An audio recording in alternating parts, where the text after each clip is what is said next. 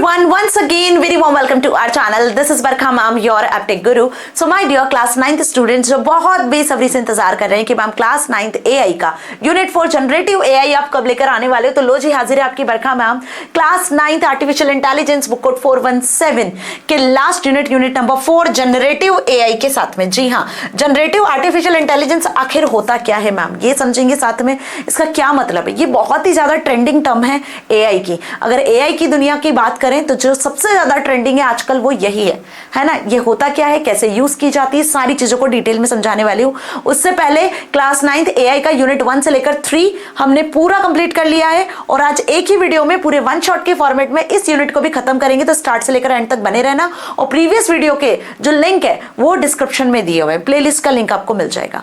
अब बात करते हैं हम यूनिट नंबर 5 की, जिसके बारे में आप सोच रहे होंगे कि ma'am unit number 5 introduction to Python भी तो है, बट बेटा वो यूनिट आपसे सिर्फ प्रैक्टिकल्स में पूछी जाएंगी, वो आपके थ्योरी पेपर में नहीं पूछी जाएगी। तो 50 नंबर का थ्योरी, 50 का प्रैक्टिकल।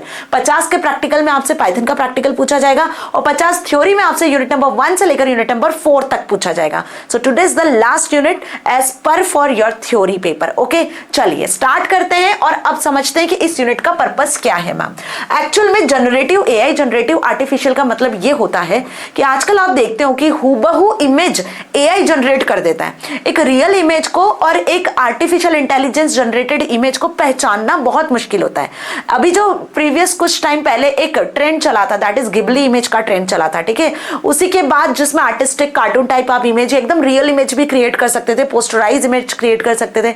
और वही जेमिनाई ने तो तख्ता ही पलट दिया। जेमिनाई जब से आया है उसने तो एकदम रियलिस्टिक इमेजेस बनाना शुरू कर दिया। आप कुछ भी प्रॉम्प्ट दोगे तो उस प्रॉम्प्ट के अकॉर्डिंग ऐसी इमेज जनरेट हो जाएगी कि इसको पहचानना मुश्किल हो जाएगा कि ये AI इनेबल्ड है या फिर ये आपके रियल इमेज है। तो जनरेटिव AI जो है वो इसी टर्मिनोलॉजी पर बेस्ड है और इस यूनिट में हम यही जानने वाले हैं कि ma'am how to identify it is real और इट इज रियलिस्टिक और आर्टिफिशियल इंटेलिजेंस जनरेटेड इमेज। और आखिर AI इसको कर कैसे रहा है, ये इतना जो है परफेक्ट इमेज जनरेट कर कैसे देता है, इसके पीछे क्या राज है, वो राज की बात आज के इस सेशन में आपको पता चलेगी, ठीक है। तो यहाँ पे इस यूनिट का पर्पस क्या है, to understand the difference between real and AI generated images, examine images and determine whether either of the image is real image और AI generated, ठीक है। और इस क्वेश्चन का आंसर आज के सेशन में आपको मिलने वाला है। अब ये आंसर समझने के पहले कुछ इमेजेस मैंने यहाँ पर लगाई हुई है, जरा केयरफुली इन इमेजेस को देखना और ये बताना कमेंट सेक्शन में लिखकर कि मैम इसमें से कौन सी रियलिस्टिक इमेज है और कौन सी AI जनरेटेड इमेज है ना। थोड़ा सा डिफिकल्ट हो जाता है ये देख के पहचानना कि रियल इमेज और AI इमेज में क्या डिफरेंस हमें यहाँ पर दिख रहा है। और भी इमेजेस मैंने यहाँ लगाई है, देखो ये कुछ आपके डिशेस की इमेजेस है, ये देखकर तो बिल्कुल हम नहीं बता पा रहे हैं कि कौन सी रियल और कौन सी AI जनरेटेड इमेज है, right. So let's look at the concept behind the generation of this images. तो अब जानते हैं हम कि एक्चुअल इसके पीछे कॉन्सेप्ट क्या है, ये इतनी क्लैरिटी के साथ में AI कैसे इमेज को जनरेट करता है ना, कौन सा टेक्निक यहाँ पे यूज किया जाता है। तो अगर हम यहाँ पर बात करें, ऑब्वियस सी बात है, देखो मशीन को सिखाने के लिए भी हमें कुछ लर्निंग टेक्निक्स का यूज करना होता है जो हमने प्रीवियस चैप्टर्स में पढ़ लिया। भाई machine learning is the biggest pillar of AI में अगर कोई मशीन सही से आंसर जनरेट कर पा रहा है तो उसके पीछे एक ही टेक्निक काम कर रही है, वो है आपकी मशीन लर्निंग टेक्निक। मशीन को सिखाना, जैसे एक छोटे से बच्चे को सिखाया जाता है ना, मॉरल सिखाते हैं, एथिक्स सिखाते हैं, उसको कैसे काम करना है, कैसे बोलना है, कैसे पढ़ना है, कैसे लिखना है, धीरे धीरे उसमें नॉलेज डेवलप होने लगता है और on the basis of that knowledge वो इंटेलिजेंट बनने की कोशिश करता है। बिल्कुल वैसे ही मशीन को भी मशीन लर्निंग टेक्निक के थ्रू हम नॉलेज देना शुरू करते हैं और मशीन एक टाइम पर आने के बाद में इंटेलिजेंट बन जाती है। और वो नॉलेज कैसे देते हो आप, on the basis of data, understood. अब ये नॉलेज देने के लिए, मशीन को सिखाने के लिए कुछ मशीन लर्निंग टेक्निक्स का हमने यूज किया था। तो 3 टाइप की मशीन लर्निंग टेक्निक थी, one is supervised, other is unsupervised and third is reinforcement learning. तो यहाँ पे बात कर रहे हैं हम सबसे पहले सुपरवाइज्ड लर्निंग की। आखिर सुपरवाइज्ड लर्निंग जो है वो डिस्क्रिमिनेटिव मॉडलिंग में यूज होती है। डिस्क्रिमिनेटिव मॉडलिंग मतलब आप यहाँ देख पा रहे हो, ठीक है, जो इमेज जनरेट होती है सुपरवाइज्ड लर्निंग के थ्रू वो कुछ इस तरीके से होती है। मतलब यहाँ पे अगर हमने इनपुट दिया है कुछ लाइक कैरेक्टरिस्टिक्स और फीचर्स ऑफ एन आइटम, सब बता दोगे, क्योंकि सुपरवाइज लर्निंग में क्या करते हैं मैम, हम जो इमेज मशीन को दे रहे हैं, जो इनपुट मशीन को दे रहे हैं, उसी में हम लेबल लगा के दे देते हैं। सपोज आपने कोई कैट की इमेज मशीन को दिया तो आपने उस पर लेबल लगा के दिया कि this is cat image, this is dog image, this is car image, है ना। आपने बकायदा उसमें लेबल लगा के दिया है कि ये कार की इमेज है, ये बाइक की इमेज है, बाइसिकल का इमेज है। Understood what I am saying? This is supervised, कि आप मशीन को सुपरवाइज कर रहे हो कि अब अगर कोई दूसरा यूजर कोई कार, कैट या ऐसी कोई इमेजेस देता है तो आप आसानी से पहचान सकते हो, वो जो मशीन है वो इजीली आइडेंटिफाई कर लेगी, क्योंकि वैसा डेटा उसके पास होता है। Got it? तो यहाँ पे वही लाइन बताई है कि हम जो भी इनपुट देते हैं उसमें मशीन को बता देते हैं कि भाई ये जो इनपुट किया है इसके क्या फीचर्स है, इसके क्या कैरेक्टरिस्टिक्स है, what ever item you insert. Suppose यहाँ पे देखो एक पर्सन है जो कि बाइसिकल राइड कर रहा है, ठीक है, हमने यहाँ पे इसके फीचर्स भी बता दिए। On the basis of this feature machine ने क्या किया, इस तरीके से आउटपुट भी जनरेट कर दिया कि कोई पर्सन है जो कि बाइसिकल पर है। Understood? Now the classification of data elements on categories or labels was initially taught to the machine learning models by the humans, right? लेकिन अब अगर बात करें हम यहाँ पर क्या कि अनसुपरवाइज लर्निंग और जनरेटिव मॉडलिंग की, तो जनरेटिव मॉडलिंग की जो शुरुआत है या जनरेटिव मॉडलिंग का जो यूज हो रहा है वो किसके थ्रू, अनसुपरवाइज लर्निंग के थ्रू। जनरेटिव मॉडलिंग में मशीन ना डिसीजन खुद से ले रही है on the basis of data obvious, लेकिन यहाँ पे मशीन को आप आउटपुट नहीं दे रहे हो, मशीन को आप सिर्फ इनपुट दे रहे हो। अगर मैं सुपरवाइज लर्निंग की बात करूँ तो यहाँ मशीन को हम input as well as output दोनों ही दे देते हैं भाई। हम मशीन को बता ही देते हैं कि ये जो इमेज हमने दी है वो किस चीज की इमेज है। आगे जब कोई और डेटा आपको मिलेगा तो आप बता देना कि भाई ये इमेज ये है, ठीक है। तो the classification of data element into categories और labels was initially taught to the machine learning by humans. Humans पहले से बता देते हैं कि मशीन को क्या करना है और मशीन के पास कैसा डेटा और इस डेटा का क्या फीचर है। लेकिन अगर हम अनसुपरवाइज लर्निंग की बात करते हैं तो यहाँ कोई भी डेटा आप लेबल के साथ में नहीं देते हो, यहाँ अनलेबल्ड डेटा मशीन को प्रोवाइड किया जाता है। तो अनलेबल्ड डेटा से जो मॉडलिंग जनरेट होती है उस मॉडलिंग का नाम है जनरेटिव मॉडलिंग। बात समझ में आ गई? अनलेबल्ड डेटा मतलब मशीन में आप जो डेटा दे रहे हो वो बल्क में मशीन में जा रहा है, मतलब कुछ इस तरीके से unlabelled data set unstructured format में जा रहा है। अनस्ट्रक्चर्ड तो आप समझते हो ना, टाइप्स ऑफ डेटा में पढ़ा था। अनस्ट्रक्चर्ड डेटा में सारा डेटा एक साथ जाता है, अरेंज्ड नहीं होता है प्रॉपर्ली, लेबल्ड नहीं होता है। तो ये देखो आप यहाँ पे इस इमेज में देख पा रहे हो, ये अलग अलग पर्सन है जो बाइसिकल राइड कर रहे हैं, डिफरेंट डिफरेंट प्लेसेस पर है, डिफरेंट डिफरेंट तरीके से राइड कर रहे हैं। ओके, तो ये हमने डेटा अनस्ट्रक्चर्ड वे में मशीन को दिया एक डेटा सेट के फॉर्मेट में। अब इसका आउटपुट क्या जनरेट करेगी machine? Emergent pattern inherent structure. अब यहाँ पे जो प्रीवियस डेटा मशीन को मिला होगा, on the basis of that previous data machine यहाँ पर डिसीजन लेने की कोशिश करेगी और इस पर्टिकुलर स्ट्रक्चर को इससे मैच करते हुए मशीन जो है यहाँ पर एक सिमिलर सा डेटा सेट के अकॉर्डिंग एक आउटपुट जनरेट करके दे देगी। देखो ये हो गई आपकी इमेजेस जो आपने एंटर करा, मशीन ने क्लस्टर या कैटेगराइज करके सिमिलर सिमिलर पैटर्न वाली इमेजेस को अलग रखा और उससे फिर मशीन ने एक इमेज जनरेट करके दे दी। So this is known as generative modeling. So in unsupervised or self-supervised learning, the machine learning model takes unlabeled data sets and figures out patterns. Actually ये unlabeled data sets लेता है machine, लेकिन machine इनको कैसे figure out करता है, कैसे discriminate करता है? तो बेसिकली यहाँ पर मशीन पैटर्न आइडेंटिफाई करता है। जैसे फॉर एग्जाम्पल कि अगर मैं अनसुपरवाइज लर्निंग की बात कर रही हूँ और मैंने मशीन को कुछ ऐसा डेटा दिया है, क्या दिया है? मैंने मशीन को कुछ इस तरीके से डेटा दिया हुआ है। ये डेटा मैंने मशीन को दे दिया। अब मशीन ने क्या किया? मशीन ने यहाँ पर हमने कोई लेबल तो नहीं लगाया, हमने मशीन को नहीं बताया कि ट्राइंगल है, स्क्वायर है या रेक्टेंगल है, हमने कोई स्पेसिफिकेशन नहीं दिया, हमने सिर्फ मशीन को ये डेटा प्रोवाइड कर दिया, कंप्लीट डेटा सेट। अब मशीन ने यहाँ पर पैटर्न डिवाइड किए। मशीन कैसे इसको डिवाइड करेगी, समझना, मशीन कैसे इसको सेट करेगी। तो मशीन ने यहाँ पर दो पैटर्न बना लिए। एक पैटर्न में मशीन ने क्या रखा? ट्राइंगल रख दिए और दूसरे पैटर्न में मशीन ने सर्कल रख दिए। अब मशीन को इनका नाम भी नहीं पता है कि ट्राइंगल और सर्कल है, बस उसने सिमिलर सिमिलर पैटर्न्स देखकर पैटर्न्स को फाइंड आउट किया और डेटा को क्लस्टर्स के फॉर्मेट में कैटेगराइज कर दिया और यहां पर फिर इन स्ट्रक्चर्स को इनहेरिट किया। मतलब पहले सपोज इस ट्राइंगल और सर्कल से रिलेटेड पहले जो यूजर्स ने डेटा उनको दिया हुआ था वो और ये डेटा सबको मिक्स करके जब कोई यूजर नया कुछ आस्क करता है मशीन से या नया कुछ पूछता है तो वो on the basis of this previous data machine will take the decision without human intervention. What I am saying, this is without human intervention. तो ये जितनी जनरेटिव मॉडलिंग आप देख रहे हो ये सब विदाउट ह्यूमन इंटरवेंशन हो रही है, मतलब कि अनसुपरवाइज्ड लर्निंग की मदद से हो रही है। तो अब अगर आपसे कोई पूछ ले that what is generative AI, तो क्या बता के आओगे? It refers to the algorithm that generates new data that resembles human generated content such as audio, code, images, text, simulations and videos. Understood कि प्रीवियसली जितने भी यूजर्स हैं जो भी एआई का यूज करते हैं वो कोई भी टेक्स्ट मशीन में इनपुट करते हैं, लाइक हम बात कर लें चैट जीपीटी की या जेमिनी की भी, तो इसमें भाई एक आधी दो या 4 5 10 15 20 100 तो यूजर्स है नहीं मैम। इंडिया की पॉपुलेशन कितनी, और हर कोई आजकल चैट जीपीटी जेमिनी का यूज करना जानता है।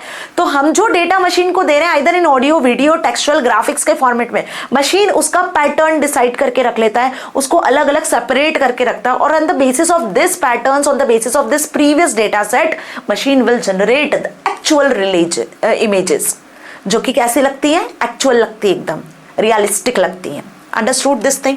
Now this terminology is trained with existing data and content, creating the potential for applications such as natural language processing, computer vision, metaverse and speech synthesis. तो वही यहाँ पे लाइन लिखी हुई कि ये जो टेक्नोलॉजी है ये existing data, existing content के साथ में खुद को इतना ट्रेन कर चुकी है या इतनी ट्रेंड हो जाती है कि यहाँ पे वो इन पर्टिकुलर एप्लीकेशंस के लिए भी काम करने लगी है। मतलब हम बात करें कि जो एआई की मेन टेक्निक्स है उनका भी यूज कर रही है, like natural language processing, computer vision, metaverse, है ना, इन सारी टेक्निक्स को यूज करें, और ये एआई के मेन पिलर्स है ही मैम, राइट। अब इस जनरेटिव एआई की अगर हम टाइमलाइन की बात करें कि मैम इसकी शुरुआत कब हुई, आजकल तो बहुत ज्यादा ट्रेंडिंग है, हर कोई यूज कर रहा है, बट कहीं ना कहीं से तो इसकी शुरुआत हुई होगी ना। तो इसकी शुरुआत हुई बेटा 2011 से। आईबीएम वॉटसन का जो है यहाँ पर सबसे पहला मशीन आया था, जिसको आप चैटबॉट कह सकते हो। 2013 में फिर आया आपका जो है ऑटो एनकोडर्स, ठीक है, इसके बारे में अभी हम पढ़ेंगे। 2014 में जनरेटिव एडवर्सल नेटवर्क्स आए। 2015 में टेंसरफ्लो, है ना। 2016 में गूगल डीप माइंड, जो गेम है गूगल डीप माइंड, वो आया। 2017 में ट्रांसफॉर्मर्स, ओके, आपने देखी होगी मूवी भी ट्रांसफॉर्मर्स की, राइट। 2018 में जीपीटीज आए, चैट जीपीटी लाइक जीपीटी, ठीक है। 2019 में जीपीटी 2, और 2016 से 2019 में ओपन एआई ने कदम रख दिया था मार्केट में, ठीक है। और ओपन एआई ने अपने 5 एप्लीकेशंस लॉन्च कर दिए थे, जो कि ये 5 एप्लीकेशंस थे जिनके नाम मैंने बताए, that is Google deep mind, transformers, GPT, GPT 2, है ना। अब यहाँ पे मूवी की बात इसलिए कह दी मैंने ताकि आपको सारी चीजें रिकॉल हो जाए, ओके। नाउ 2020 में आया जीपीटी 3, देन उसके बाद तो फिर बाहर आ गई थी मैम एआई की, ठीक है। अब देखो कितनी स्पीड से जो है मिड जर्नी, अभी चैट जीपीटी आया तो गूगल कैसे पीछे रह सकता है, बार्ड आ गया, है ना। फिर उसके बाद फिर गूगल ने अपना एक और जेमिनी वगैरह निकाल दिया। तो ऐसे माइक्रोसॉफ्ट, ओपन एआई और गूगल, इन सारी कंपनीज के बीच में तो जैसे प्रोडक्ट पे प्रोडक्ट लॉन्च करने की क्या थी, कंपटीशन चल रही थी, कौन बेस्ट फीचर्स के साथ में एआई मॉडल जनरेट करता है, गॉट इट। तो ये देखो वही लिखा हुआ है, Bing Chat, Google Bard, Adobe Firefly, है ना, ChatGPT, Stable Diffusion, Imagen, Midjourney. एक टाइम पे मिड जर्नी बहुत ज्यादा पॉपुलर था, फिर आजकल जेमिनी बहुत ज्यादा पॉपुलर हो गया, और अब तो चैट जीपीटी में इमेज जनरेशन नहीं होता था, तो अब चैट जीपीटी में भी मैम इमेज जनरेशन होने लग गया है। चैट जीपीटी 4, 3 आप लेटेस्ट यूज कर सकते हो, गॉट इट। तो ये जनरेटिव एआई की शुरुआत कैसे हुई बेटा, 2011 से, और कंटिन्यूअसली चल रही है। और यहाँ पे इसकी स्पीड थोड़ी स्लो थी, लेकिन धीरे धीरे आप यहाँ पे आके देखो, जैसे ही 2020 गया तो 2020 से 25 तक तो फिर मैम बहुत सारे टूल्स हमने देखने को सुने।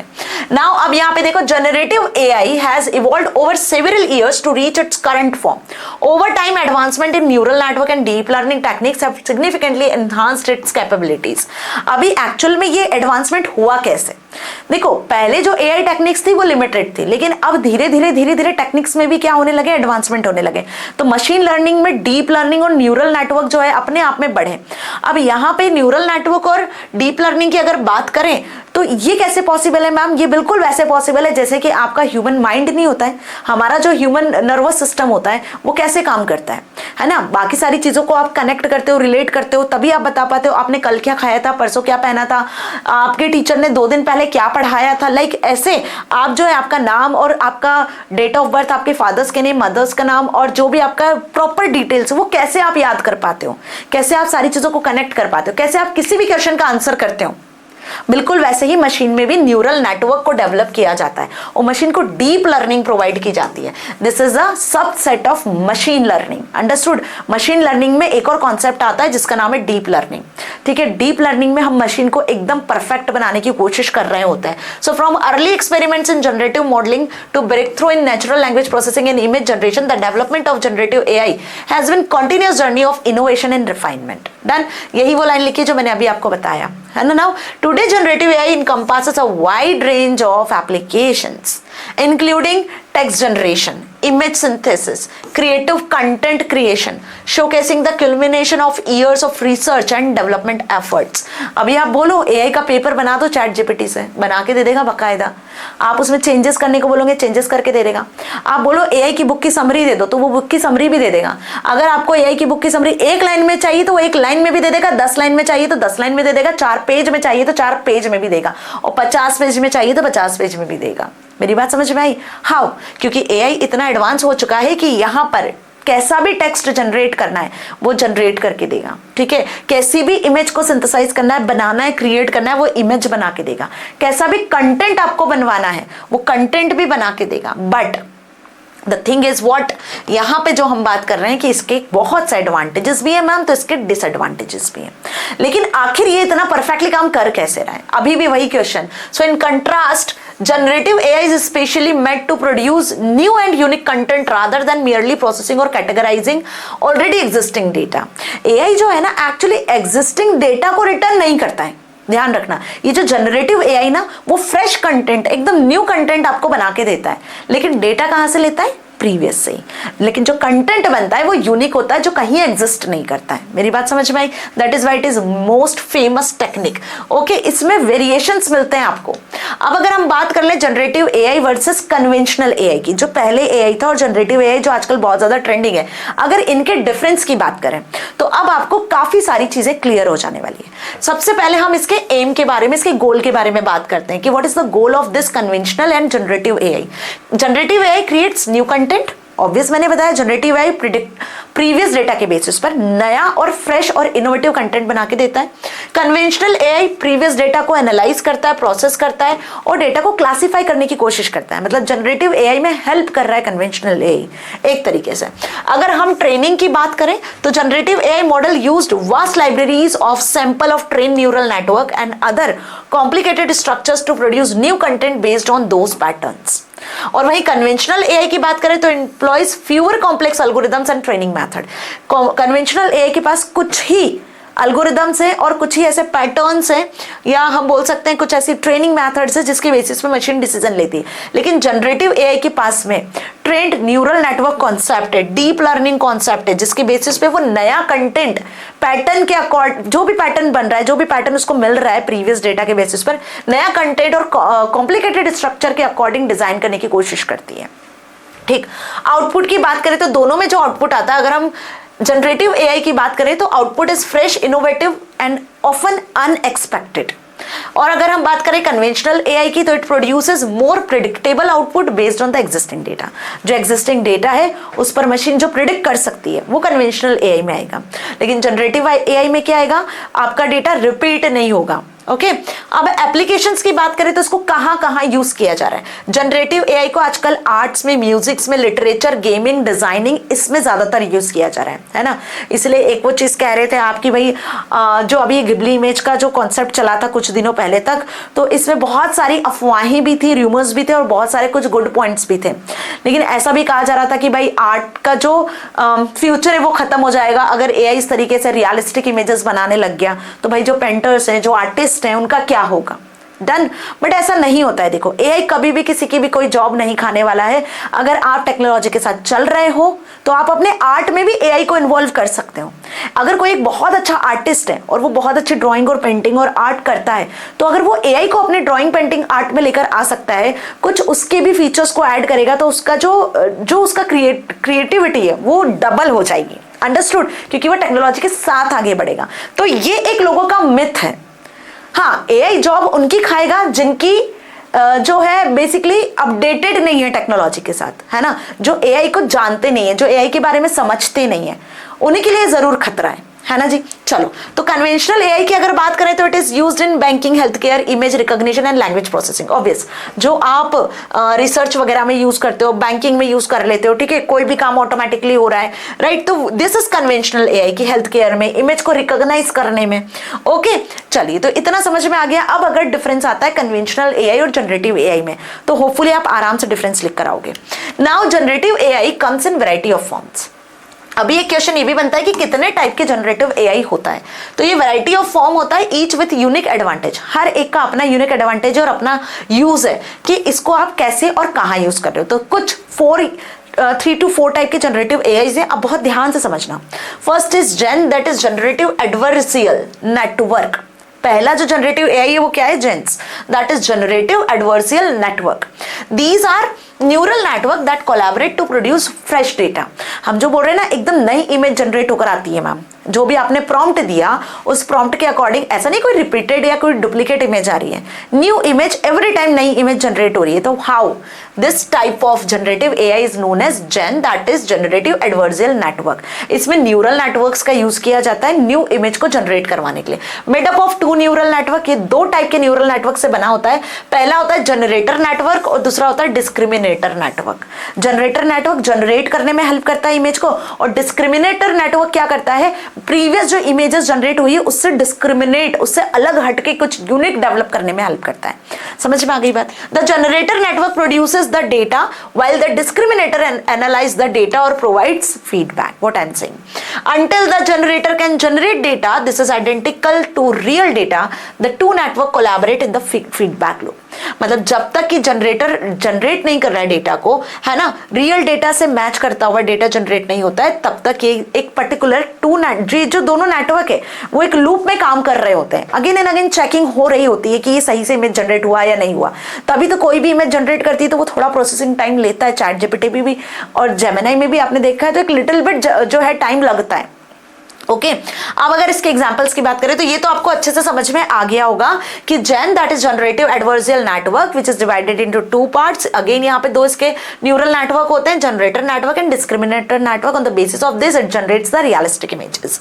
ये यूज होता है creating portraits of non existing peoples, जो पीपल एग्जिस्ट नहीं कर रहे उनके पोर्ट्रेट वगैरह बनाना है, वहां देख सकते हो। इमेजेस को कन्वर्ट करने में डे की नाइट इमेज, नाइट का डे इमेज कन्वर्ट करने में होता है ना, कोई इमेज आपने डे में क्लिक की हुई है, अगर उसको नाइट इमेज में कन्वर्ट करना है, आराम से जो पीछे का एनवायरनमेंट है वो नाइट में कन्वर्ट हो जाएगा, और आपका जो इमेज है उसमें भी जो लाइट्स वगैरह है वो सब अपने आप सेट होगी, राइट उसमें ये जेन यूज हो रहा है। Generating image based on textual description, जो भी टेक्सचुअल आपने डिस्क्राइब किया उसके अकॉर्डिंग इमेज को जनरेट करना, है ना, रियलिस्टिक वीडियोस को जनरेट करना। आजकल बहुत ज्यादा ट्रेंडिंग है ना, एआई की मदद से आप टेक्स्ट दो तो वीडियो बन जाता है, आप ऑडियो बोलो तो वीडियो जनरेट हो जाता है, होता है ना, ऑडियो टेक्स्ट टू वीडियो। ये कैसे, ये किस किस टेक्निक पे काम कर रहा है? This is GANs type of generative AI. Got it? Now अब यहां पे बात करते हैं हम दूसरे टाइप का generative AI, that is VAEs, variational autoencoders. ये सेकेंड टाइप का जनरेटिव एआई है। ये क्या होता है ma'am? In order to produce fresh data, VAEs learn the distribution of data and then sample from it. ये क्या करते हैं? फ्रेश डेटा जनरेट करने के पहले, जो फ्रेश डेटा जनरेट होकर आएगा जनरेटिव एआई के थ्रू, ये पहले उस डेटा को डिस्ट्रीब्यूट करके उस पर्टिकुलर डेटा को देखते हैं, समझते हैं, है ना, यहाँ पर अल्गोरिदम्स का यूज करके। On the basis of this फिर वो फ्रेश डेटा जनरेट करते हैं। फॉर एग्जाम्पल समझना, generation of new images similar to given training set. आपने कुछ डेटा दिया हुआ है, कुछ यहाँ पर मशीन के पास में ऑलरेडी डेटा पहले से है, और उस डेटा के बेसिस पर एक नई इमेज को जनरेट करना। तो सैंपल इमेज को ध्यान में रखकर नई इमेज जनरेट करना, इमेज को रिकंस्ट्रक्ट करना। कोई इमेज आपने दी है उसको रिकंस्ट्रक्ट करवा रहे हो वापस से। जनरेटिंग ड्राफ्ट्स ऑफ राइटर, जो भी राइटर्स होते हैं उनके लिए अगर आपको कुछ ड्राफ्ट प्रिपेयर करना है, कोई भी कंटेंट हो सकता है, कोई रिपोर्ट हो सकती है, तो वो प्रिपेयर करने में हेल्प करता है। Generating new sounds and music composition, even अगर आप कोई अपना नया सॉन्ग या कोई नई पोयम या कोई नया म्यूजिक कंपोज करना चाहते हो तो वो इस पर्टिकुलर ऑटो एनकोडर्स के थ्रू पॉसिबल होता है। मतलब इंटरनली जो जनरेटिव एआई यूज होगा यहाँ पे सॉन्ग्स और म्यूजिक कंपोजिशन के लिए, वो बेसिकली VAE होगा। अब बात करते हैं हम थर्ड टाइप के, that is recurrent neural network. अभी रिकरेंट न्यूरल नेटवर्क क्या है? It is a special class of neural network that excel at handling sequential data like music और टेक्स्ट। ये जो थर्ड टाइप का जनरेटिव आर्टिफिशियल इंटेलिजेंस है, ये एक्सेल है। मतलब हम बात कर रहे हैं कि इससे गड़बड़ नहीं होती है। गड़बड़ की भी बात क्यों कर रहे हो? ये वो न्यूरल नेटवर्क है, ये न्यूरल नेटवर्क का वो टाइप होता है जिसमें मशीन जो है आपको एकदम एक्सेल टाइप का डेटा जनरेट करके देती है।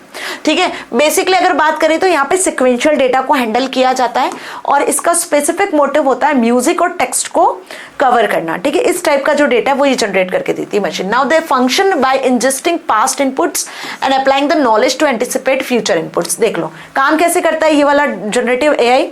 ये वर्क करता है अगेन वही मैंने बताया कि जो पास्ट इनपुट्स हैं, पास्ट इनपुट्स को देखना, उनसे बेसिकली प्रोसेसिंग करना, उन डेटा को एक्सेस करना और फिर उस पर नॉलेज अप्लाई करना। मशीन के पास जितना नॉलेज है, जो जो एल्गोरिथम्स है, वो उस पास्ट डेटा पे अप्लाई करके फ्यूचर इनपुट्स को जनरेट करने की कोशिश करना। That is done by recurrent neural network. Okay, generating novel text in the style of specific author और genre, predicting next character of word और सीक्वेंस एक्सेट्रा। आपने एनएलपी का यूज किया हुआ है, मतलब आपने व्हाट्सएप टेलीग्राम वगैरह का यूज किया हुआ है। आप क्या देखते हो, आप कुछ मैसेज टाइप कर रहे होते हो तो पहले से ही वो जो टेक्स्ट बॉक्स है उसमें मैसेज लिखा हुआ आ जाता है भाई। अगर आपने हाय लिखा है तो हाउ आर यू अपने आप आ जाता है। ये कैसे पॉसिबल होता है?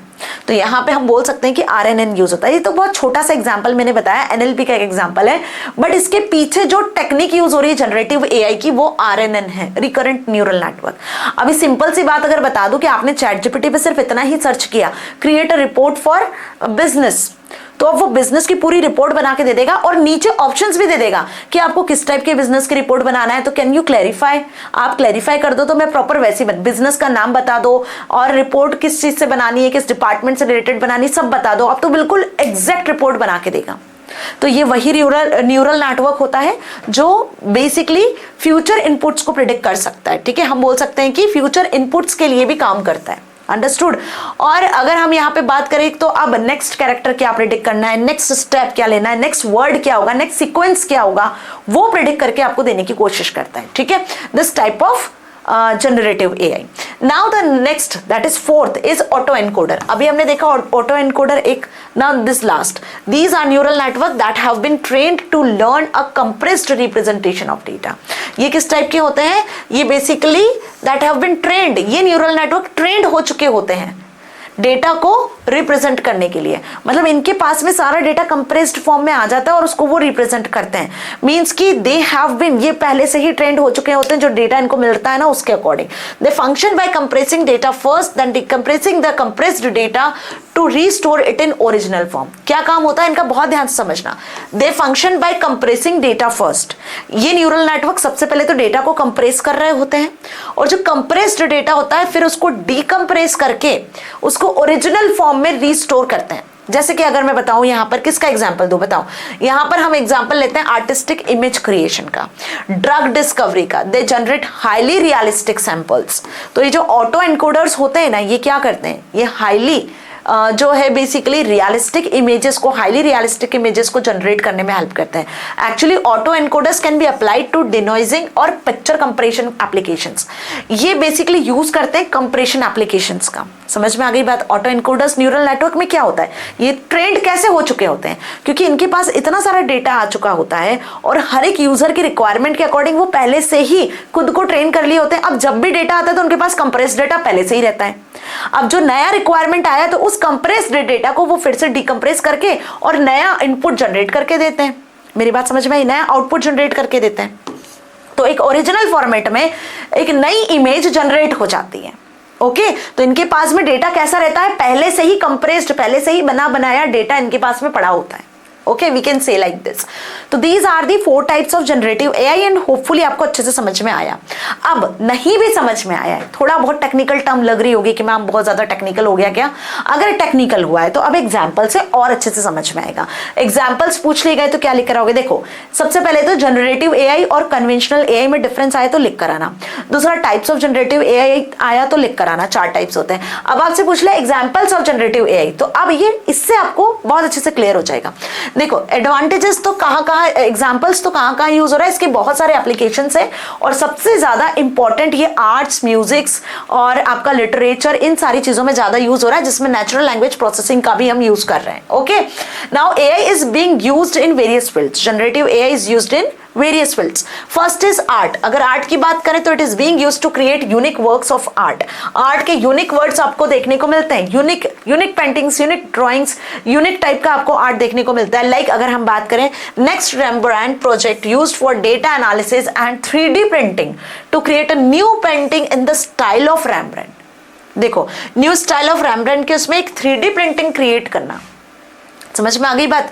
तो ये इसका लिंक भी मिल जाएगा आपको, अगर आप इसको सर्च करोगे ना तो ये आप प्रिंटिंग देख सकते हो जो एआई इनेबल्ड क्रिएटेड हुई है।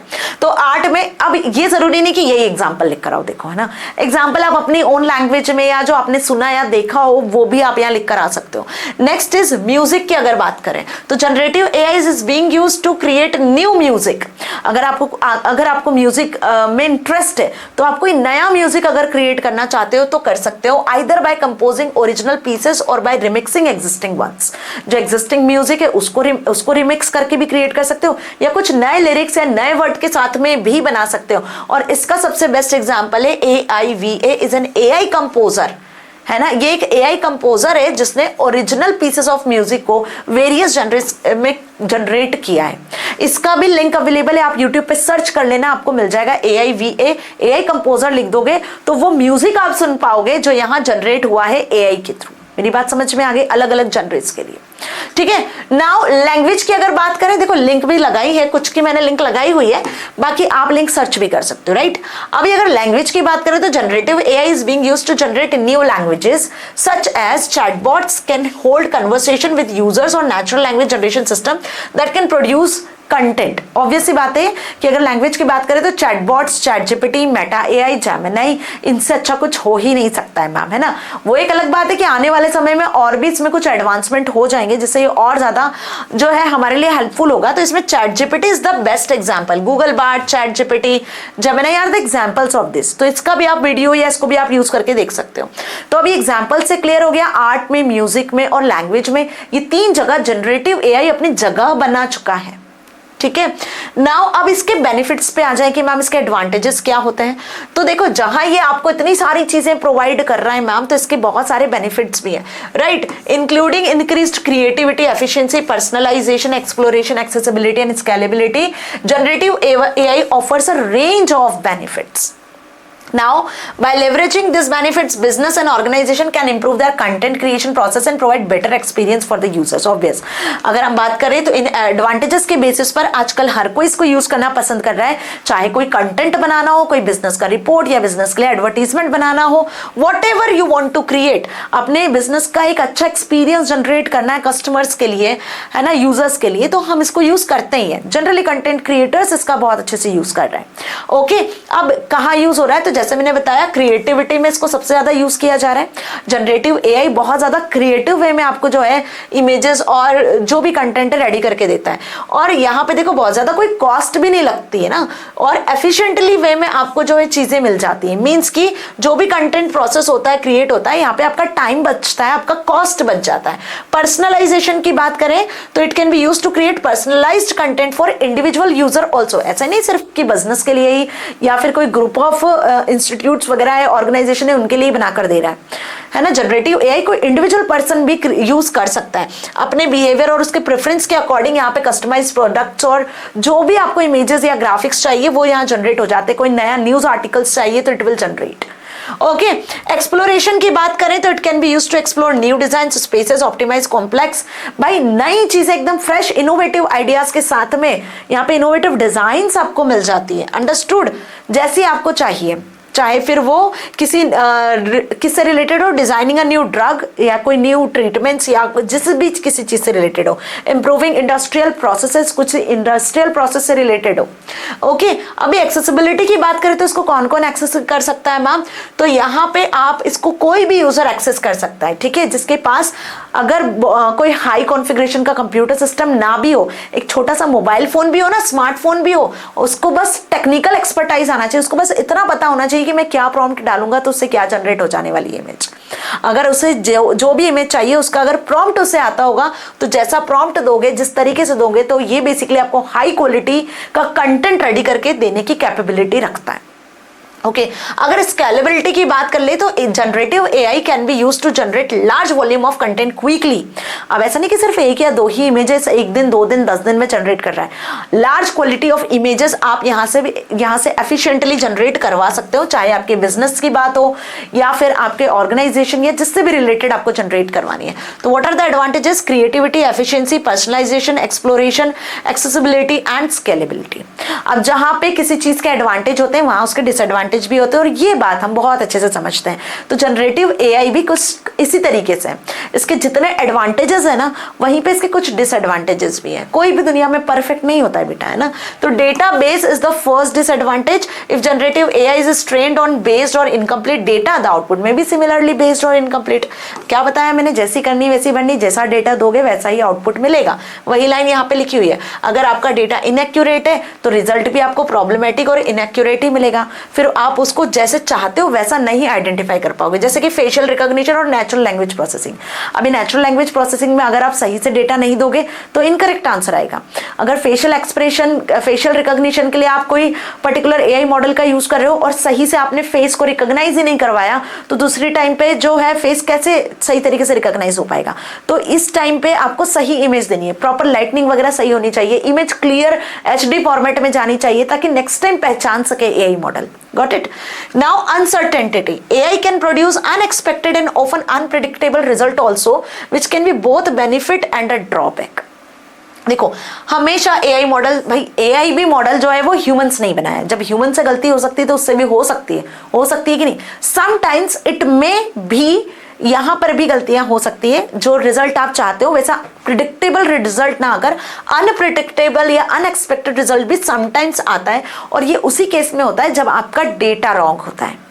ठीक है, तो जनरेटिव एआई कैन प्रोड्यूस ये अनएक्सपेक्टेड और अनप्रिडिक्टेबल रिजल्ट भी जनरेट करता है ना, जिसका कभी कभी बेनिफिट भी होता है और ये कभी कभी आपके लिए ड्रॉबैक की तरह भी काम करता है। इट इज नॉट कि हमेशा ये ड्रॉबैक ही होगा। ओके, नाउ कंप्यूटेशनल डिमांड्स की बात करें तो it requires significant computational resources to train and generate its output which can be expensive and time consuming. Sometimes यहाँ पे जो डिमांड्स होती है जनरेटिव एआई के लिए कुछ कंप्यूटेशनल रिसोर्सेज की भी होती है। ठीक है, अगर उसे सारे कंप्यूटेशनल रिसोर्सेज मिल जाते, sometimes, it is not always, है ना। क्योंकि देखो जब आप चाहते हो कि मशीन आपको एकदम एक्यूरेट रिजल्ट दे तो कभी कभी टाइम भी लग जाता है इमेज को जनरेट होने में, तो यहाँ पे टाइम कंज्यूमिंग भी हो जाता है।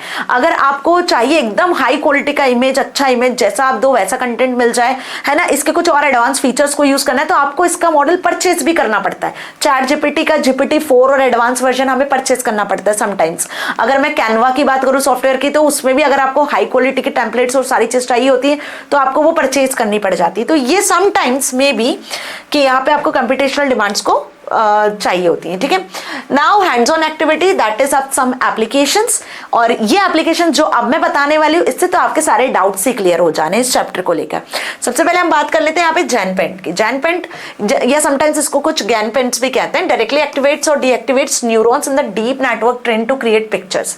ये एक ऐसा सॉफ्टवेयर है या एक ऐसा एप्लीकेशन है जो कि न्यू नेटवर्क के बेसिस पर, बेसिक तो deep network, deep learning basis पर काम करता है।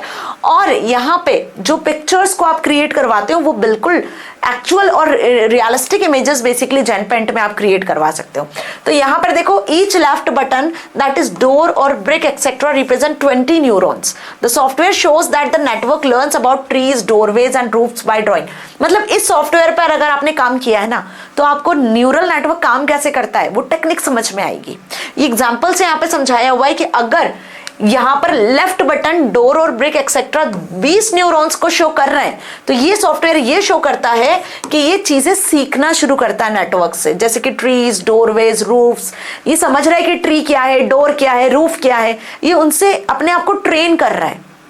Okay, switching neurons directly shows the network visual world model. अगर आप उस न्यूरॉन को स्विच कर लेते हो तो ये विजुअल वर्ल्ड में मूव कर जाता है। ओके, अब ज्ञानपेंट पे कितने बच्चों ने काम किया है? नहीं किया है तो जरा इस मॉडल को एक बार देखना जरूर, इसकी लिंक मैंने यहाँ लगाई हुई है ना। Use the GANPaint, you will first need to select a base image from the website library. You can use the brush tool and add objects and textures to the images as you paint ना the network will learn to generate more realistic images. Paint brush पे काम किया है, बहुत छोटे थे बच्चे थे जब पेन ब्रश पे काम किया होगा, मैम पेंटिंग ड्राइंग बनाते थे, वैसा ही देखो ये ऐसा इंटरफेस होता है इसका। देखो जो इमेज आप दोगे ना, ये इसके लेफ्ट साइड में आप देख लो, tree, grass, door, sky, cloud, brick, ये सब चीजें उसने जो है यहाँ पे दे दी। ठीक है, ये फीचर जो इस इमेज से रिलेटेड है वो सब न्यूरल नेटवर्क के थ्रू यहाँ पे डिफाइन करके दे दिए। अब आप जो भी यहाँ पे डिफाइन करना चाहते हो आप डिफाइन कर सकते हो। समझ में आ गई बात? So GAN draws an object level control using a deep network. Each brush activates a set of neurons. हर एक ब्रश में सेट ऑफ न्यूरॉन्स होते हैं जो कि उस पर्टिकुलर इमेज को डिफाइन कर रहे होते हैं। ठीक है, आगे बात समझ में? तो you are encourage to experiment with GAN and see what you can create. It's just have a fun, एक बार करके जरूर देखना। ठीक है, हो सकता है कि आपके स्कूल में आपको बताया भी हो, वैसे तो हम एप्लीकेशंस के बारे में जस्ट पढ़ रहे हैं। ठीक है, now there are many generative AI tools available today to enable users to create an experiment with generative models. Here are some populars, है ना। सबसे पहले हम बात कर लेते हैं आर्ट ब्रीडर की। आर्ट ब्रीडर क्या होता है? ये एक वेब बेस्ड टूल है that enables users to generate new images by combining different GAN models. जो अभी हमने जैन मॉडल्स देखे ना, जो अभी जैन पेंट में हमने देखा, उनसे रिलेटेड जो मॉडल्स है उनको कंबाइन करके नए मॉडल्स को, नई इमेजेस को जनरेट करने में हेल्प करता है। It is basically users can select and combine different GAN models to create new and unique images. वही सेम लाइन लिखी हुई है। ओके, इस तरीके से देखो यहाँ पर जो आपकी इमेजेस है, आर्ट ब्रीडर क्या करता है? इनको कलेक्ट करके कोई नई इमेज जनरेट करने की कोशिश करता है। Right now hands on activity की अगर बात कर लें तो आर्ट ब्रीडर को एक्सेस कैसे करोगे? वही वेबसाइट, AI का वेबसाइट है, एक सॉफ्टवेयर टूल है, artbreeder.com पे जाना, वहां पे आपको एक मेन्यू बार और नीचे new image under prompter category में मिल जाएगा। तो जो इमेज आप दोगे उसके बेसिस पर मशीन प्रेडिक्ट करके आपको क्या करेगा? एक नया इमेज जनरेट करके देगा। ये देखो जनरेट वीडियोस दिख रहा है, यहाँ पर ट्राई जन दिख रहा है, आप इसको ट्राई करके देखना एक बार, कोई एक इमेज जनरेट तो करके देखना क्या वाकई रियलिस्टिक इमेज जनरेट होती है। Now give cool text prompt, see how AI generate a picture. अब अगेन बिना प्रॉम्प्ट के, बिना डेटा के तो कुछ पॉसिबल नहीं है, आपको प्रॉम्प्ट तो देना पड़ेगा कि किस प्रॉम्प्ट के अकॉर्डिंग आप उस इमेज में चेंजेस चाहते हो। Now third is runway ML। Runway ML क्या है? ये अगेन सेकंड प्लेटफॉर्म है creating, training, deploying generative models. जो जनरेटिव AI इमेजेस है ना, उसको क्रिएट करने का, उसको बेसिकली जनरेट करने का एक नया सॉफ्टवेयर, नया क्या बोलेंगे, अनदर प्लेटफॉर्म है। It is user friendly interface, कोई भी यूजर इस पे आराम से काम कर सकता है और various type of generative models को जनरेट कर सकता है, जिसमें जेन्स आ सकता है, VAEs आ सकते हैं। जो अभी हमने डिफरेंट टाइप के जनरेटिव मॉडल्स देखे ना, इमेज क्लासीफायर आ सकता है ना, जिसमें आप म्यूजिक, आर्ट्स कुछ भी क्रिएट करवा सकते हो। इट इज नॉट कंपल्सरी कि सिर्फ इमेज ही में आप कोई आर्टिस्टिक इमेज, आर्टिस्टिक जो भी आपको क्रिएट करवाना है वो, या कोई भी म्यूजिक कंपोज करवाना है ना, लाइक दिस। इसकी लिंक भी यहाँ दी हुई है, इसको कैसे यूज करना है। तो यहाँ पे ये AI मैजिक टूल की तरह काम करते हैं ये सारे टूल्स। ठीक है, now the next is ChatGPT, दूसरा जादू, है ना, मतलब अदर मैजिक जो आजकल हर कोई यूज करता है। बच्चा भी ChatGPT के बारे में जानता है और मतलब हर एज का पर्सन जो है वो इसको अपने तरीके से यूज करता है। बिजनेस पर्सन अपने तरीके से यूज करते हैं, कंटेंट क्रिएटर्स अपने तरीके से यूज करते हैं, कोई स्टूडेंट है वो अपनी लाइफ में ChatGPT को अलग ही तरीके से यूज कर रहा होता है। ठीक है, now I asked ChatGPT to introduce itself, here's the response. देखो अगर आपने ChatGPT से पूछ लिया कि जस्ट इंट्रोड्यूस इटसेल्फ, तो उसका रेस्पॉन्स देखो क्या आ जाता है।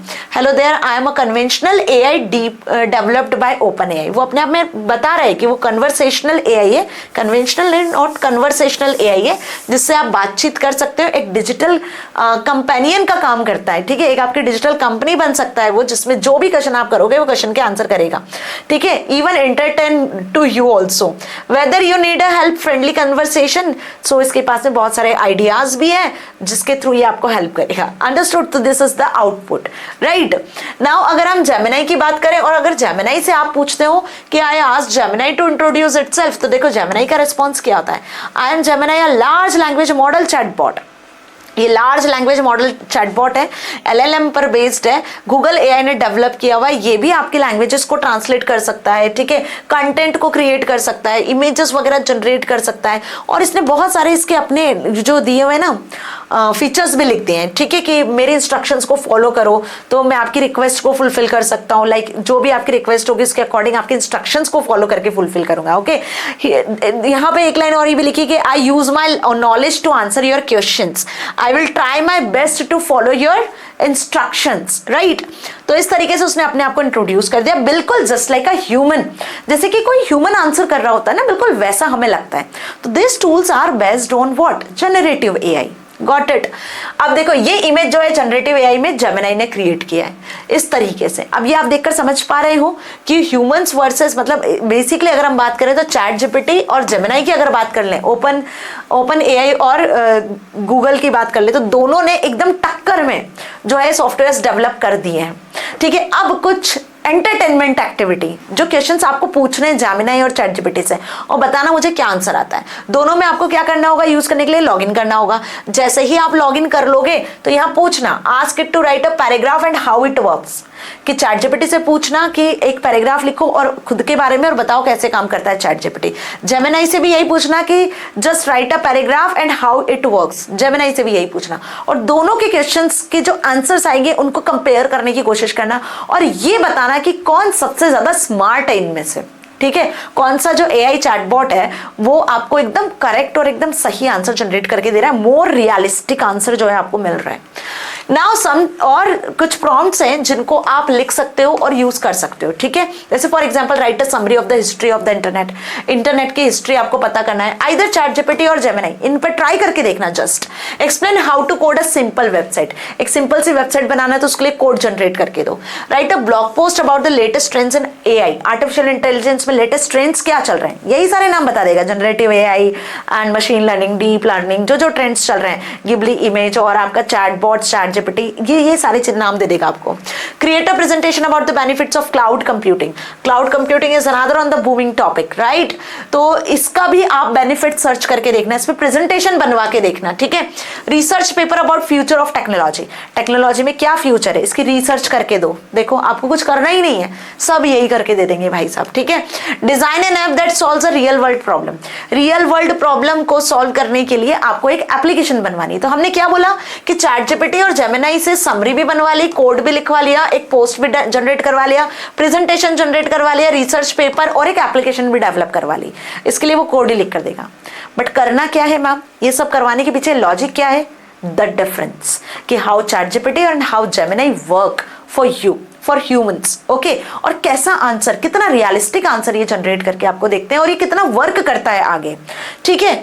चलिए अब जनरेटिव एआई टूल्स की अगर बात कर लें तो हमने कुछ पैरामीटर्स यहाँ पे देखे, like development of findings from above activities और अबव जेमिनी और कोपैलेट, जो आपने देखा ये कुछ पैरामीटर्स मैंने यहाँ लिख दिए हैं, है ना, लेकिन आप इसको जरूर करके देखना, ठीक है, और मुझे कमेंट सेक्शन में बताना।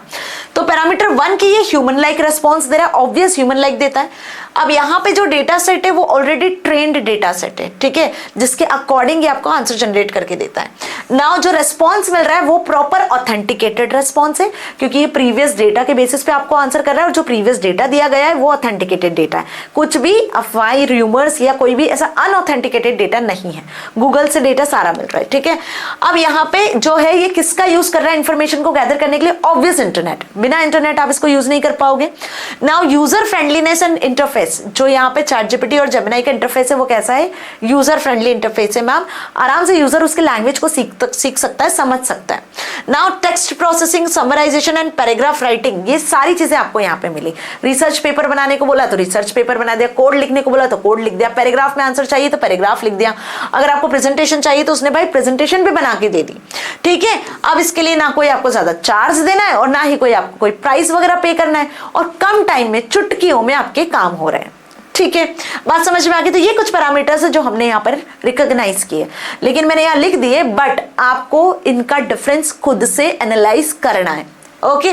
नाउ कुछ और ऐसे एप्लीकेशंस जो कि रियल वर्ल्ड सिनेरियोस पर, जनरेटिव एआई टूल्स पर बेस्ड है ना। तो कुछ एप्लीकेशंस के नाम याद रख लो कि अगर आपको एक बेस्ट वीडियो बनानी है एआई की मदद से तो आप Muse AI, Vizla AI, Topaz AI का यूज कर सकते हो। क्या आपको कोई और एप्लीकेशन पता है वीडियो बनाने के लिए, तो कमेंट में लिखना, ठीक है, जो पॉपुलर है। इसके अलावा टेक्स्ट की बात करें तो chat GPT, notion AI, compose, perplexity का भी तो यूज कर सकते हैं ma'am, of course it is also a good option, है ना। तो जैसे मैंने बताया ना, वैसे आपको भी अगर कोई और एप्लीकेशन पता है तो आप वो भी लिख कर आ सकते हो, है ना, वो भी जनरेटिव एआई पर ही बेस्ड है, जरूरी नहीं कि यही नाम लिखना है, but these are the popular ones जो आपकी बुक में दिया है। अगर इमेज जनरेट करने की बात करें तो मिड जर्नी, मैजिक स्टूडियो, पैबले, आजकल तो चैट जीपीटी और इनसे भी जनरेट हो जाती है, जेमिनी से भी जनरेट हो जाती है। डिजाइन्स की बात करें तो विजस, पिगी एआई और गैलीलियो, ठीक है। आगे बढ़ते हैं, अगर कोडिंग की बात करें तो कोडिंग में भी यहाँ पे देखो बागोसुरा, कोड जेपीटी, रैपलेट, गोस्ट राइटर, ये कुछ नाम आपको यहाँ पे दिए हुए कोड जनरेट करने के लिए एआई टूल्स के नाम। ऑडियो की बात करें तो fine share, Boomy AI, playlist AI. Productivity की बात करें तो ब्रीफली एआई, सोरा एआई और लेक्सी एआई। तो इस तरीके से कुछ एआई टूल्स है, हो सकता है इनमें से बहुत से नाम आपने सुने ना होंगे, मैंने भी कुछ नाम पहली बार सुने क्योंकि कौन यूज करता है मैम, लेकिन हाँ एग्जाम में आया तो आपको लिख कर आना पड़ेगा क्योंकि ये कुछ पॉपुलर वंस है, राइट। समझ में आ गई बात। Now while generative AI offers many benefits, अभी तक हमने इसके सारे बेनिफिट्स देख लिए हैं, but that should be considered while using this technology. तो कुछ यहाँ पे एथिक्स भी है, कुछ एथिकल कंसिडरेशन भी है जो हमें ध्यान रखने होते हैं, मतलब वही लिमिटेशंस वाली बात आ गई। ध्यान से समझो क्या एथिकल कंसर्न्स है। सबसे पहले तो ओनरशिप वाली बात कर ले मैम, कि these are questions about who owns the content generated by generative AI. This is particularly relevant in creative fields such as music, literature, art, where generative AI can create original works that blur the lines between human and machine authorship। देखो एक ownership का यहाँ पे ethical issue जरूर आता है, ये समझना जरूरी होता है कि यहाँ पे क्वेश्चन ये अराइज होता है कि who owns the content generated by generative AI. भाई जनरेटिव एआई ने जो कंटेंट दिया है कौन है उसका ओनर, ये कैसे जनरेट करके दे रहा है, the question will arise, right. So this is a particularly relevant in the creative field. जैसे कि अगर आपने म्यूजिक से कोई म्यूजिक कंपोज किया, लिटरेचर से कुछ लिटरेचर या कोई आर्ट वगैरह कुछ जनरेट करवा लिया, ठीक है, तो this can create original work. ये ओरिजिनल वर्क जनरेट हो रहा है that blur the lines between human and machine authorship, है ना, ये लाइन जरूर यहाँ ब्लर हो रही है इनके बीच में। नाउ अगर हम ह्यूमन एजेंसी की बात कर लें तो ध्यान से समझो, generative AI raises question about human agency and control. Generative AI के थ्रू यहाँ एक क्वेश्चन ये भी अराइज हो रहा है कि ह्यूमन एजेंसी और बेसिकली यहाँ जो कंट्रोल है उनके बीच में, as technology becomes more sophisticated it may become increasingly difficult to distinguish between the content generated by AI और content generated by humans, right? तो यहाँ पे जो है कहीं ना कहीं humans का जो ऑटोनॉमी है, humans की जो प्रेजेंस है वो खत्म होती चली जा रही है धीरे धीरे। तो ये एक एथिक है जो देखने को मिल रहा है, लेकिन इसको ओवरकम किया जा सकता है अगर ह्यूमंस टेक्नोलॉजी के साथ में आगे बढ़े तो, है ना। जिन्हें नॉलेज है वो तो ऑब्वियस टेक्नोलॉजी का यूज कर रहे हैं। Now next is base. Generative AI can replicate and amplify existing bases present in the data used to train the model. This can lead to harmful discriminatory outcomes, specifically if it is generated content is used in high stakes applications such as hiring, loan approvals, criminal justice. तो एक ये discrimination भी यहाँ पे आ जाता है ना। Now misinformation का भी chances यहाँ पे कभी कभी होता है, मतलब misinformation के chances की हम अगर बात करें तो sometimes अगर मशीन को आपने कुछ ऐसा डेटा दिया हुआ है तो on the basis of this ये कुछ फेक न्यूज या डीप फेक न्यूज को भी जनरेट कर सकता है, और एक देखो यहाँ पे लिखा हुआ है एक मिस इन्फॉर्मेशन और जो ओरिजिनल इंफॉर्मेशन है, जो ओपिनियन है, उसको भी यहाँ पर क्या किया जा सकता है, मैनिपुलेट किया जा सकता है। तो this can have serious consequences for democracy and trust in institutions. तो एआई जितना यूजफुल है ना उतना ही हम बोल सकते हैं कि मैम खतरनाक भी है ना। और एक और चीज यहाँ पे प्राइवेसी की भी आती है, तभी तो जो सोफिया नाम का ह्यूमनॉइड रोबोट है, नाम तो सुना होगा ना, काफी ओल्ड बात हो चुकी है, लेकिन उसने एक वर्ड ऐसा कह दिया था कि दुनिया को डिस्ट्रॉय कर सकता है, ठीक है, दैट रोबोट। तो अब आप ये चीज सोच सकते हो कि भाई कोई रोबोट क्या वाकई दुनिया को डिस्ट्रॉय कर सकता है, कभी सोचना इस बारे में, ठीक है। तो ये सब कैसे पॉसिबल हुआ, ऑब्वियस सी बात है कि ये सब पॉसिबल तब हुआ जब उसमें ऐसे इनपुट्स गए होंगे, जब उसमें ऐसे इनपुट्स दिए होंगे, तो मशीन ने कुछ अपने एल्गोरिदम में प्रीवियस डेटा के बेसिस को एनालाइज करके, है ना, पैटर्न डेटा सेट को फाइंड आउट करके इस आउटपुट को जनरेट किया जब उससे कुछ ऐसा क्वेश्चन पूछा गया या कुछ ऐसा डेटा फीड किया गया। अंडरस्टूड। नाउ प्राइवेसी की बात करें तो generative AI can potentially be used to generate sensitive personal information such as credit card number, social security number, medical reports. So this could be used for malicious purpose too, है ना। अब privacy तो ma'am सबसे ऊपर रखी जाती है, right. और ऑनलाइन सबसे ज्यादा जिस इसका डर रहता है वो यही होता है कि कहीं हमारा डेटा थेफ्ट नहीं हो जाए, कहीं हमारा आइडेंटिटी ना किसी और के थ्रू यूज की जाए। मतलब एक अनऑथेंटिकेटेड पर्सन का डर हमेशा लगा रहता है, जिसको आप हैकर्स वगैरह भी कह सकते हो, राइट। तो वही लाइन यहाँ पे भी लिखी हुई कि generative AI can potentially be used to generate sensitive information. ये इतनी ताकत रखता है कि आपकी सेंसिटिव इन्फॉर्मेशन को भी जनरेट कर सकता है। अगर आप उससे बोलोगे ना कि generate password for me, strong password generate करके दे दो, तो वो एक पासवर्ड भी जनरेट करके दे देगा, है ना। तो बेसिकली यहाँ पे हमें क्या करना है कि अगर कोई मेलिशियस पर्पस के लिए कोई यूज करेगा इसको जनरेटिव एआई को, तो ये हार्मफुल इफेक्ट भी दे सकता है ना, हार्म भी कर सकता है। अंडरस्टूड। तो generative AI can be used to create fake news और deep fakes, can spread misinformation or manipulate public opinions, lead to job displacement for humans who previously performed this task, है ना। job displacement किनका हो सकता है मैंने बताया अभी। generative AI has the potential to generate sensitive personal information, like आपका security number हो गया, जो basically malicious purpose के लिए भी यूज किया जा सकता है। ensuring that the training data used for diverse or representative, the output are scrutinised for base and miss information. देखो ये कुछ रिस्पॉन्सिबिलिटीज है, अभी जो हमने प्रीवियस देखी ये कुछ इसके निगेटिव इंपैक्ट थे जो मैंने अभी बताया। अब इसकी रिस्पॉन्सिबिलिटी क्या है, जो अभी हमने पढ़ाई है उसको समराइज कर रही हूँ। Prioritising user privacy and consent, having clear guidelines around ownership and attributions of generative content, and engaging a public discussions around the social and ethical implications of this technology to ensure that it is developed and used in ways that are beneficial to the society, right? So in short, all these responsibilities क्या कहती हैं कि in short, responsible use of generative AI is essential for ensuring this technology is developed, used in ways that benefit society। कि हमें इस technology को वैसे use करना है जो कि हमारी सोसाइटी को बेनिफिशियल हो सके, जो हमारी सोसाइटी को बेनिफिट प्रोवाइड कर सके, ना कि सोसाइटी में रहने वाले लोगों को हार्म करे, है ना। तो जितने एथिकल कंसर्न्स जो अभी हमने देखे उनका हमें ध्यान रखना होगा कि कोई भी एआई की जितनी भी टेक्निक्स हमें पता चलती हैं तो उन्हें हम सही तरीके से यूज करें, अंडरस्टूड, ना कि गलत तरीके से यूज करें। So be emphasising ethics, creating trust, limiting negative repercussions, defining legislations, encouraging innovation, we may maximize generative AI's potential to improve society। तो this is conclusion of this chapter and hopefully आपको अच्छे से समझ में आया, अब कहीं भी कोई डाउट नहीं बचा है। तो जनरेटिव एआई कितने टाइप की होती है, क्या बेनिफिट है, क्या लिमिटेशंस है, क्या टेक्निक इसमें यूज की जा रही है, what are the different examples of generative AI, conventional और जनरेटिव एआई में क्या डिफरेंस है, सब अच्छे से समझ में आ चुका है।